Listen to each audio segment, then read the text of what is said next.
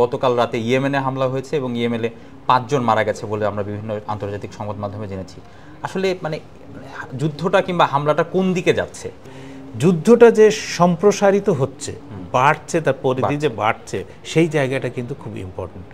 আপনি ইসরায়েল এখনো পর্যন্ত হামলা চালাতো কোথায়, আপনাকে সেটা মনে রাখতে হবে। একটা হচ্ছে যে ফিলিস্তিনিদের অধিকৃত পশ্চিম তীর গাজা, এরপরে লেবাননের হিজবুল্লাহদের উপর মাঝে মাঝে তারা বোমা ফেলতো, এরপরে সিরিয়ার কিছু অংশে বোমা ফেলতো, যেটা ধরেন প্রত্যেকটা অংশই কিন্তু ইসরায়েলের সারাউন্ডিংস, মানে ইসরায়েলের সীমান্তবর্তী এলাকাগুলোতে বা তাদের ভেতরকার এলাকাগুলোতে। এই প্রথম ইসরায়েলি হামলা চালালো হচ্ছে ইয়েমেনে। ইয়েমেন কিন্তু ইসরায়েল থেকে 1000 মাইল দূরে। আচ্ছা, তার অর্থ হচ্ছে যে 1000 মাইল দূরে বিমান হামলা সেখানে চালানোটা কিন্তু এত সোজা কিছু না।